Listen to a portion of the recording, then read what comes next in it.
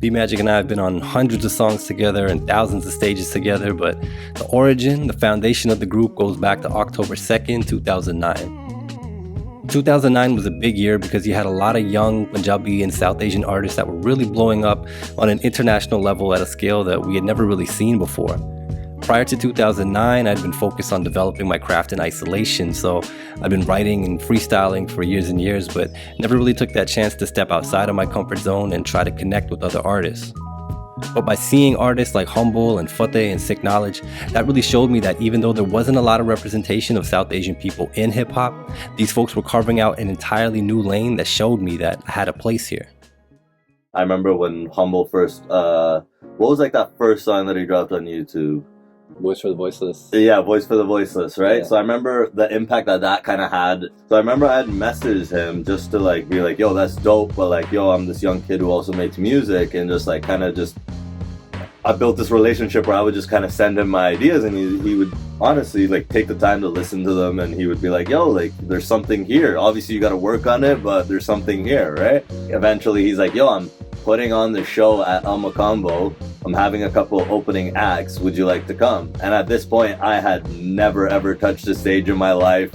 I said yes so quick, but I honestly didn't know what the fuck I would do because I had no experience doing it, right? So it was like downtown Toronto. El Macambo was like the storied venue within the city, and it was like, I didn't realize like how big of a thing it was, even in the trajectory of my career and stuff like that. And but like, let's go fucking do it. Sounds fun, you know? DJ got up and mix, cause this shit's up amazing. Now first on top, I'm so sick of it. Stand out of region, but the guys are sick of it. That means you can suck my penis. All the meanest he can genius. Can you believe this? Shit, I'm standing on the grass, I'm sleeping. From that revolution, you know I said my demons. Also, designer, clothes are designer. You are what you eat, so you kids are vagina.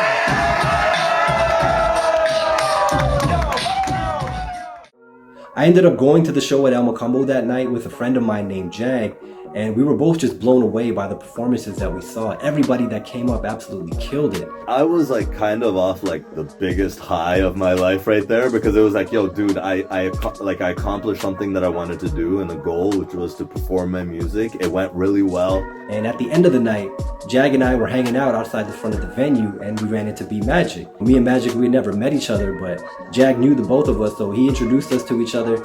So we had a little impromptu freestyle session right there. And I was just like, how have I not heard about this guy? Because I was just like, dude, like this is fucking crazy. And we exchanged information, and Magic told me he was working on a mixtape. We have this little basement studio we're working out of that we're having fun. So I was like, dude, we are creating this fucking little hub where we're making music in Heart Lake. Why don't you come through and let's just see if we can create something out of it?